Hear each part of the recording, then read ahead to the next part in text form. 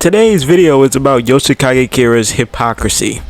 I want to make that very clear if the title didn't make that clear enough, because his killing urges is what directly leads to his hypocrisy that he knows of. He just decides not to acknowledge unless it's literally right in front of him. And I'm mainly going to be talking about Kira after he stole the identity of Hayato's father and started living with his family, and he realized he couldn't kill like he usually would, because he usually would just kill, go home, play with the hand for like a week or two, put it in his food, drive it around, take it around town, get it some flowers, all the regular Kira shit he would do. But at the point of him joining Hayato's family, that entire family, and him realizing, oh, his father was a pretty bad husband, he had a resolve to be a better husband than Hayato's dad ever was, and he did. He became that. He made his mom happy, which is a crazy sentence to say, especially when we're talking about a serial killer. But when you really think about it, this is what Hokagekhi wanted. That's why once he got Bites the Dust and he activated it, he was so relieved, because now he can live his regular life at any point and not even be burdened by what was happening in the timeline and who was trying to figure out who he was, because they would just die. But when you look at the time he was there, he really decided to turn his life around for the better. The only thing was, he had these urges, and the thing that was always the thing that was driving him. A lot of people, when they talk about Kira, they think he was like a cold-blooded killer who wanted to do this, and while they aren't wrong, no one ever really acknowledges the urges he just naturally had, while he even wanted not to necessarily do it at that moment because it wasn't the best time.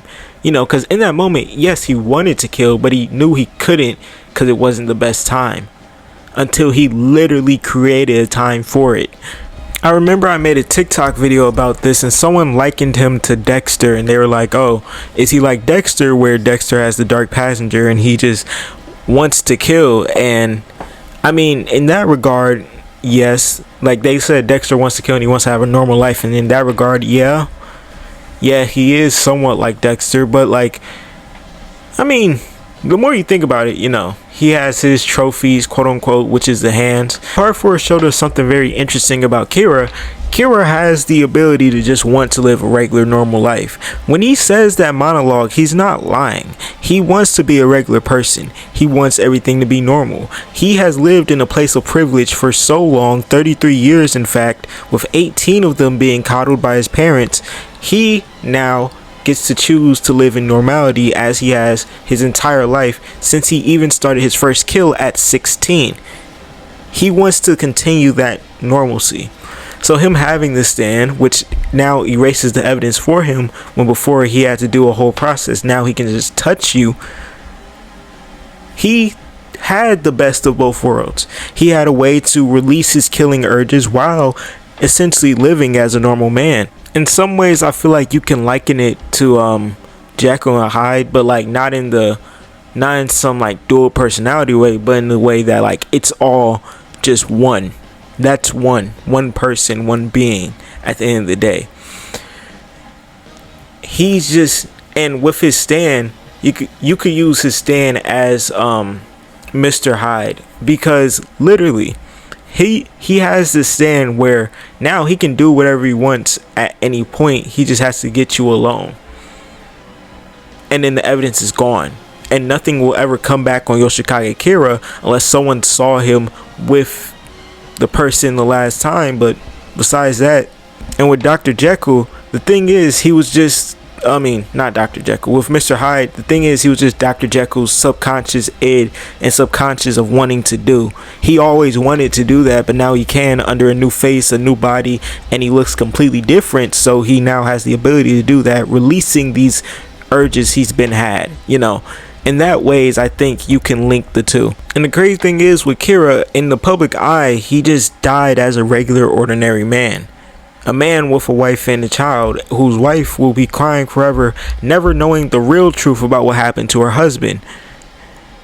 In the eyes of Morio, he died as a regular person, getting what he wanted. He got his life as a regular person at the end, so Yoshikage Kira technically did accomplish his goal as living as a normal person, because he got it to the public perception.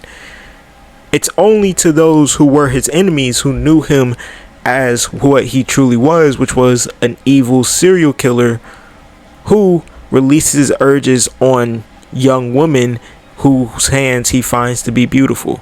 You know, sometimes I think what would have happened if Rocky went with the original backstory for Kira he was going to go with, which was his mother being like an abusive, like an overbearing, abusive, mentally abusive woman, and his father essentially allowing it to happen. And that's why he feels guilty in part 4, and why he helps Kira with no question, which that would have been interesting if he actually put that in the manga. There's a lot of conversations that can be had just right there. But me personally, I believe his urges are just his subconscious that's never really been told no. From what we know, his dad is a pushover, and he's given Yoshikage Kira everything he's wanted in his death whenever he has, popped up and appeared through the picture. He has gotten the opportunity to live a regular life while having a stand, essentially making him invincible, because the stand covers up every evidence of everything that happened.